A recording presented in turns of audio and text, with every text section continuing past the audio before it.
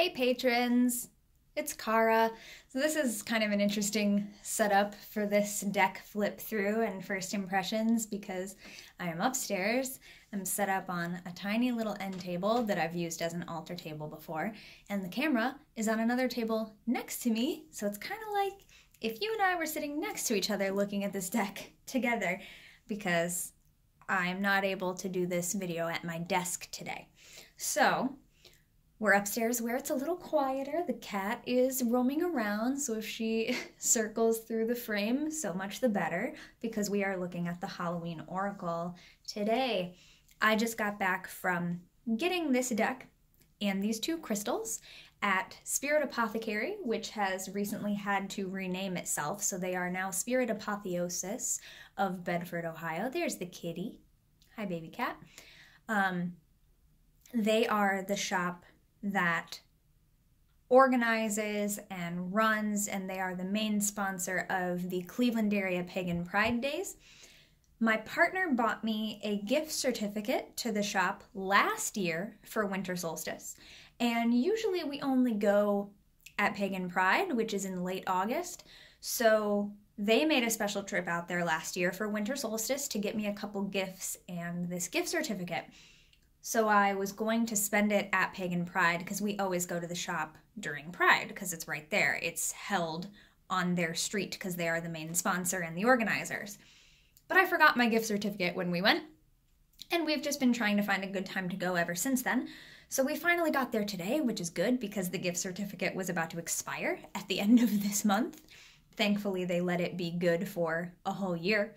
But yeah, so I was able to get these three things today, also because for yesterday and today only, this weekend only, they were doing a 20% off discount on all tarot, oracles, and divination stuff, including their spirit boards, runes, and pendulums.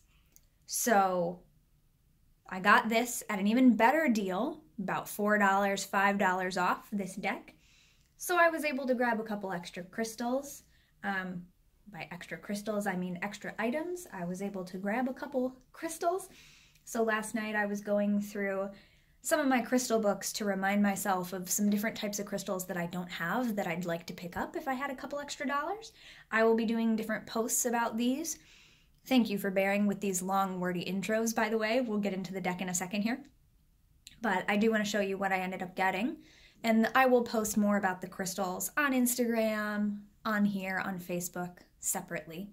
But I did end up picking up a tourmalated, or sometimes called tourmalinated, quartz, which is a quartz crystal that has inclusions of black tourmaline. I have a tiny little itty bitty pebble of this, and a couple itty bitty pebbles of rutilated quartz, which is quartz with inclusions of rutile, which is a rusty red color.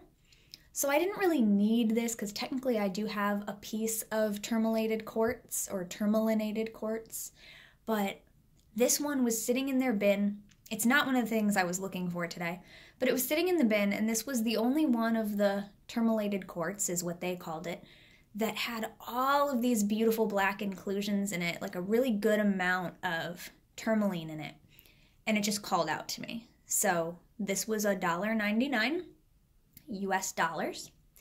And then the other thing I got is a crystal that I have wanted for a long time. And I have a piece already in my collection from my mom that I suspected might be this, but there was no really way to know for sure because I'm not an expert and I can't tell what the minerals are in it or anything. So I wanted to get one that I knew was this, which is an apophyllite. And this is an apophyllite tip. They sell it at the shop. The price is by weight. So this was 50 cents per gram. I picked out a few that I liked, narrowed it down to 3, and then had them weigh them out so I could see what the price would be. This one is about, I think they said 4 or 5 grams, so it was $2.50. So yeah, that would be 5 grams, yes. But I really like the pyramid-shaped ones. Apophyllite is known as the Stone of Truth, and this year my intention for 2018 was truth with a capital T. So as I've been looking through my crystal books, this really stood out to me this year, but also because it is in the Crystal Zodiac book by Judy Hall, who is the author of the Crystal Bible and many other crystal books. She's kind of one of the go-to authors for crystals. This is one of the stones listed as being helpful for people with a moon in Gemini, which is me. Gemini as an air sign being very much about communication, and this is a stone that helps you see truth, spiritual truth, universal truths. So they had some in different shapes. I really like the pyramid ones. I wanted one with a flat base that I could set down easily, and I wanted it to be kind of symmetrical. So you can see it's got some pretty balanced cuts. And then I actually love that the tip is cloudy, because it kind of reminds me of a mountain peak or underneath the water of an iceberg, that there's always more that we don't fully know. Some of the truth is a little bit cloudy still. So I love that. So I'll talk more about those, but I wanted to share them with you. All right, so I tapped this like it was gonna work. I gotta tap the screen. Okay, so now the Halloween Oracle is an oracle deck. It's not a tarot, which means it does not have the basic tarot, what we call now the basic or traditional tarot structure of a major and minor arcana. It doesn't necessarily have the same amount of cards or anything like that. So an oracle is pretty much any deck of cards that doesn't fall into the structure of what we consider a tarot or like a Lenormand deck. If it's not one of those other things, we tend to call it an oracle. So they're pretty free form. This one is by Stacey Demarco. It is not related to the Halloween Tarot.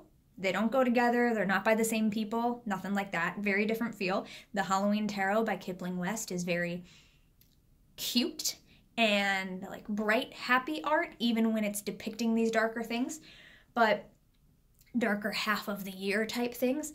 But the Halloween Oracle, as you can see from the cover image, is a little more macabre even, and celebrating Halloween. So the description here says, lifting the veil between the worlds every night. You can see some of the cute Halloween design on the cover, on the box, I mean. It's a matte finish with glossy designs. Super cute. It was wrapped in plastic. I took the plastic off, but it still smells like incense. Like, this box smells like incense even though it was wrapped in plastic, because it lived in a witchy shop, you know? The back shows us a few of the cards. I've seen some of the cards online, people's posts about the deck. So I'll put this here so you can pause it. You can read all of this if you want. Let me make sure you can see it and that it's focused. Experience the scariest night of the year every night. So yeah. Festivals of the dead like Halloween have been celebrated for thousands of years across many different world cultures. During Samhain, the veil between the world and the next is believed to be at its thinnest. Harness the eerie power of Halloween every night of the year. 36 richly illustrated cards, so it's significantly smaller than a tarot deck. I'm sorry if it's going out of focus as I'm trying to read. An accompanying meaning in the guidebook that features rhyming couplets like those used in ancient storytelling. Okay. Like plays. Like Shakespeare. As well as a message of divination for you based on an aspect of Halloween tradition. All right, cool. Published by Blue Angel. All right, so let's get into that. Oh, this is my first look at the deck. I just unwrapped it. So again, other than the ones that I've already seen people post online. Ooh, okay. So it's, all right. Usually they're in the box with the back up. These are big cards. Yikes. Didn't really think about that. So here's our guidebook. It's pretty thin. Black title page. Dedicated to all those who still love to play on All Hallows Eve. May the jack-o'-lanterns burn brightly for you. Copyright 2014. Awesome. So I'll have to look more at this. Oh, a little bit about the scariest night of the year. How to use this deck. Some sample spreads. Ooh, jack-o'-lantern spread. Fun. dedicating your cards. Very nice. The cards. All right, and then it shows all the cards, so I don't want to look at those right now, and the meanings that they intend for them, and the little bit of history. Cool, and then about the author, and some other recommendations for more information. Okay, cool. So maybe we'll pick a card as we go through, and I'll read the description for you so you can see what that is like. Oh my gosh. Very glossy, high shine. These are big. These are big, man. I'm even about to trim my Halloween tarot because they're a little too big for me to shuffle. I have small hands. Look at that.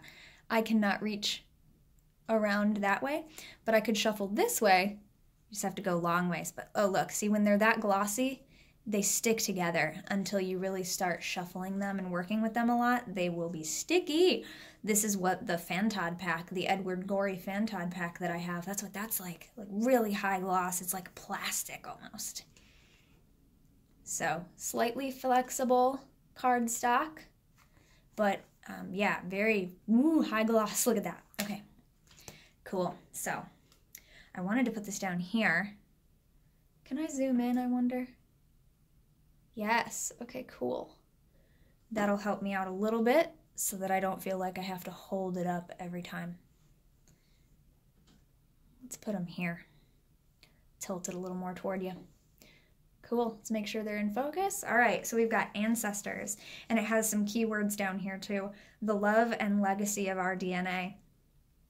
Well, this is pretty to start with. Very apropos for a Halloween oracle celebrating Samhain, Day of the Dead, everything like that for the first card, as they have put it in the box to be the ancestors. With this green growing DNA up this tree of life from our roots to our branches. Beautiful. Beautiful. All right, the apple. Risk and reward, it says. All right, so obviously to me that smacks of Snow White, but also the bite taken out is in the shape of a heart, so it could have to do with the risk and reward of loving and being loved, and that there's always a bit of a risk when we put our heart and soul into something.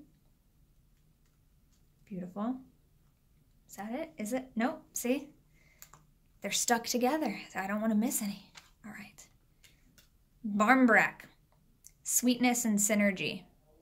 All right, so this is obviously a name for this specific type of bread. Let's go ahead and look this up in the guidebook because I don't know what barmbrack is off the top of my head. Barmbrack. The couplet is, a pea, a cloth, a coin, a ring, and a stick within a loaf of speckled sweetness. Slice it and eat it, a glimpse of my fate's completeness. Not quite a cake, not quite a bread, barmbrack is a sweet loaf, larger than a typical bread loaf, baked with flour, sugar, salt, and dried fruits such as raisins. The making of barmbrack is an Irish tradition that still stands around Samhain. The person baking the loaf would be sure to set the intention for love, truth, and synergy whilst preparing. So it says sweetness and synergy. Inside the dough, a number of special objects are hidden and baked into the loaf. See, I have some Irish ancestry, but that's not the part of my family that I grew up knowing, so I really don't know anything about Irish traditions. Objects are used as a kind of random oracle. Each one has a meaning which represents the fate of the person who finds it in their slice. Traditional objects include a coin, a pea, a stick, a ring, and a small piece of cloth like muslin. Cool. If it had a coin, that would be prosperity and good luck. All right, cool. Very cool. All right, sorry. I was finishing reading that. So barmbrack. Very cool. The black cat. Fortune meets opportunity. I love a black cat. Obviously. I have one. On a stack of books. I love the eyes in the background. I don't know who, and then the cauldron. Okay, the cauldron is one of the ones that I have seen a lot online. It's a beautiful card. I want to see the artwork. Okay, here. The card artwork. Card artwork is by Jimmy Manton, and the book was edited by Tanya Graham. So the deck is by Stacey Demarco, the writing of it, but the card artwork is by Jimmy Manton. So Stacey and Jimmy.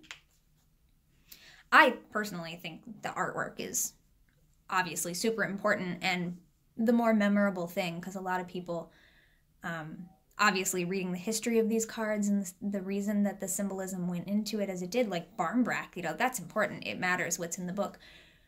But once you know that kind of stuff, a lot of readers don't use the book to read, so it's really the artist that I want to make sure that I know too. Cauldron, synergy and healing. So another synergy card. They like the word synergy. Dawn. This is my cat's name.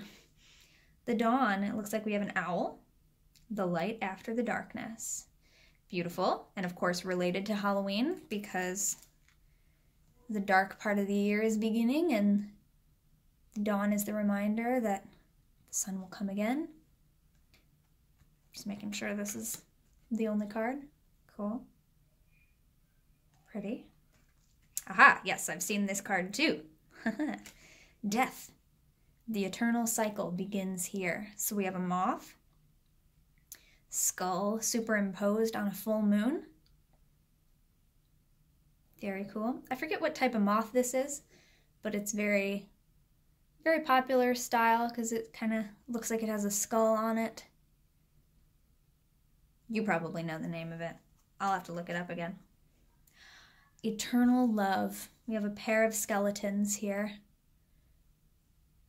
Love is love is love, it says, and it transcends physical death. This goes along really well with the Ancestors card, I think. Not only visually, but symbolically as well. Very cool. Forgiveness. Reducing burden. Okay.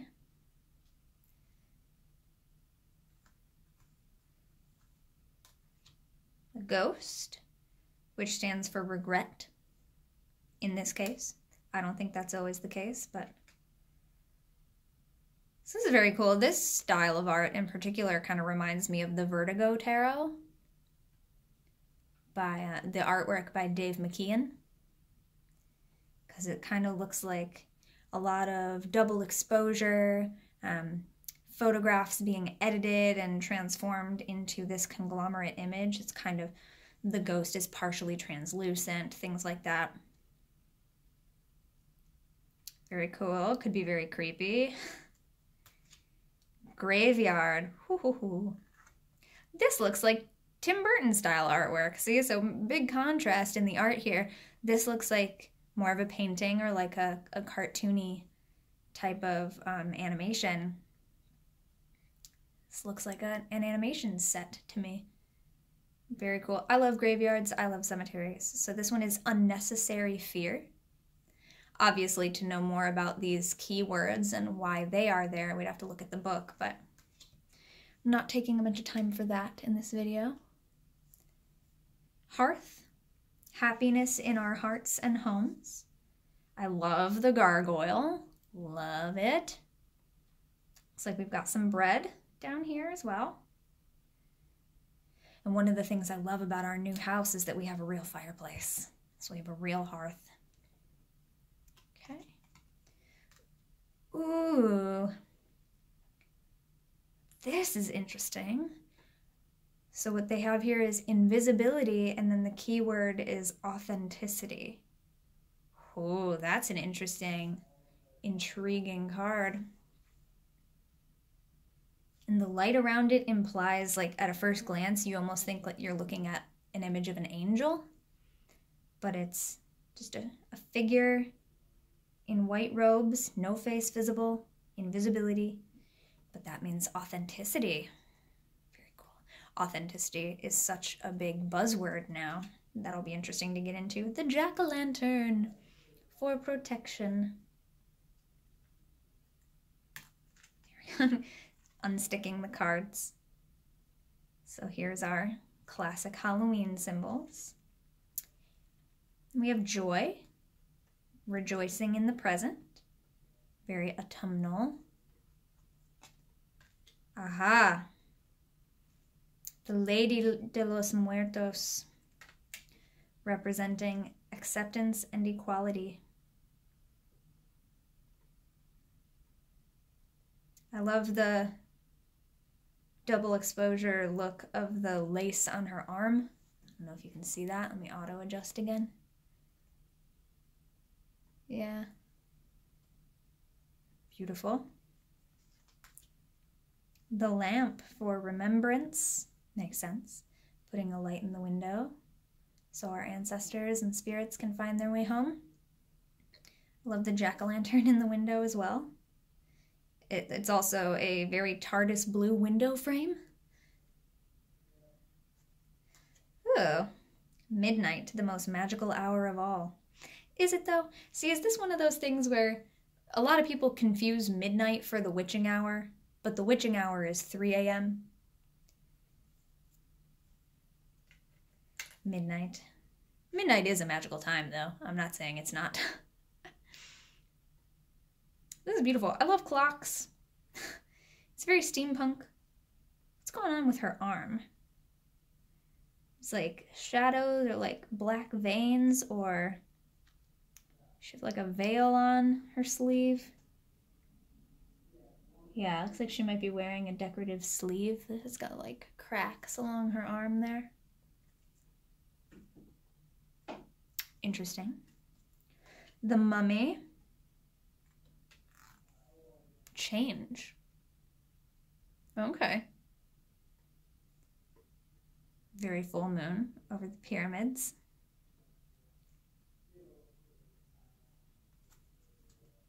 Night Song. This is so funny. I was just talking about in my recent video seeing a cardinal being the herald of spring, and I've been seeing blue jays recently. Here's a cardinal with one heck of a mohawk going on, representing Night Song. See, I think of cardinals as daytime and springtime, so stands for hidden talents. Okay. Aha, here's our owl. Again, with the eyes at the top, just like the black cat. Wise seeing, wise action. Cool. Scrying. Intuition. Very cool. Love the pentacle. Love the candles. There's a little bone there. So a few different types of scrying and divination. I'm sorry, I hit the table that the camera's on, so if you just heard that jiggle really loud, I apologize. Is there anything drawn in the reflection? Not really. Kinda, sorta, maybe a little bit. Oh, there's crystals here too. Haha, look at that. I almost didn't even see those. Cool. Skeleton for strength. This very much looks like an anatomy study, which is super cool. Aha, okay, I've seen these cards too, so I believe there are multiple skulls in this deck. One of them is the flowery one we saw on the cover. Let me just adjust that pile so it's not as messy. So Skull of Darkness with the candle represents blind spots. Stuck. Here we go, Skull of Flowers. This is the one that's on the book and on the box. Creating through the ashes. I love that. Love that. The Skull of Light for illumination. Looks like maybe a full moon behind it or just a general halo of light for illumination. Beautiful. Skull of Stars. This one's definitely got the full moon and space and the stars. Infinite possibilities. And the skulls are, looks like all the same skull, yeah. The same skull base has been used. It has the same cracks in it. It's just dressed up differently.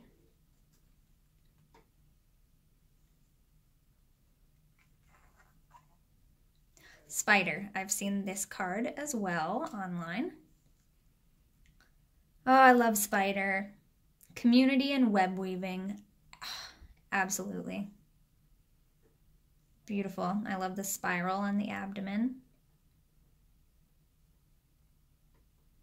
Beautiful arachne. Trick or treat. Okay, this is the illustration on the inside by the history. This here. Which reminds me of Miss Peregrine's Home for Peculiar Children. Very Ransom Riggs. Antique photography. Vintage. That's what it reminds me of in the black and white. It looks a lot more poppy in color. Mischief and play. Trick or treat. Cool. Whoo, hell yeah. The underworld, where all things pause and begin again. I love that it mentions the pause. I feel like so many people forget that part of this darkening time. And even in the dark phase of the moon, there's that pause and the rest before we begin again. A lot of people kind of just wane and calm down, and then boom, you get going again, and there's no rest and pause. So thank you, Stacey and Jimmy. Beautiful. I still have a pomegranate in my refrigerator from Samhain that I need to eat. Vampire stands for emotional intelligence. Very interesting.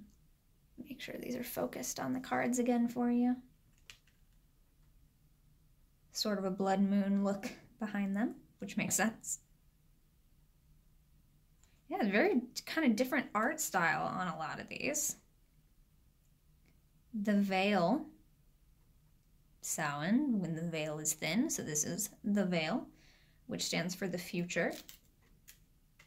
Or perhaps like when the veil is thin, having more of an ability to see the future, tap into it, learn about it, as it were. Ooh, a werewolf. See, this one looks more like a painting again. Werewolf, exploring wildness. Winter. Oh, yes. The sacredness of pausing. Thank you, Stacey. Beautiful. And I love that it has this decaying leaf, which is the very autumn symbol for me. And then in the middle of winter, instead of having like a giant snowflake or something, like the leaf is really the symbol of the decay and falling and coming to rest on the ground. I love that. Beautiful blue colors as well. Sticky, sticky. Ooh, the witch. The earthly weaver of the worlds is how the witch is described. Very cool. She's creating a fireball in her hands, and kind of a green tint to the skin there. But otherwise, not a very Halloween-y witch, not an old hag type of thing. No warts. I like that description, the earthly weaver of the worlds, which implies that there are other weavers of worlds, not on Earth. Very cool. And a zombie, which represents control. Oh, I just realized, were these cards in alphabetical order? And that's why we're ending with zombie? Beautiful blue colors. I don't even think you can see that color accurately on the camera. It's a little darker. Let me see. A little more like that. Trying to adjust the light for you. It was a little more like that in real life. Beautiful. So that is all the cards. It's been about half an hour, of course, because I started talking about crystals, but yeah, super cool. So these do have a nice wide black border that if I decide to trim them, it would be very easy to just trim around the black border. So it would cut it down a little bit, so maybe I'd have an easier time shuffling. But with these larger decks, you can shuffle them so the short way. Put your hands around the short side if you have tiny hands like me, but of course, like I said, they're very sticky right now.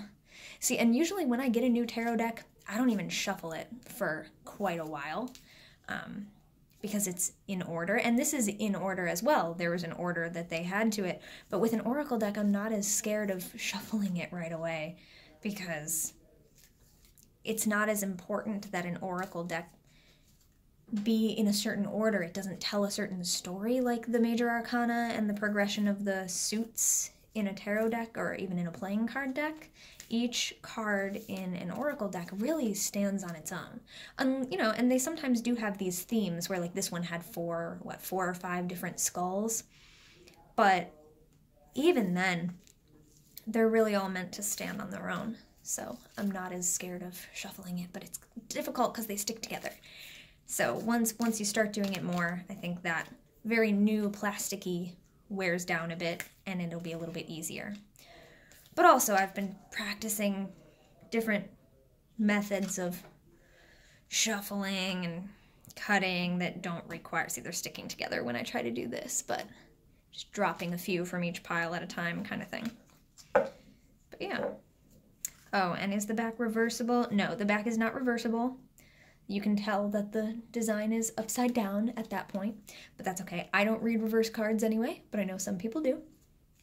So knowing whether or not the back is reversible is often preferred, especially for a tarot deck if you are someone who reads reversed cards, because sometimes tarot decks have reversed meanings.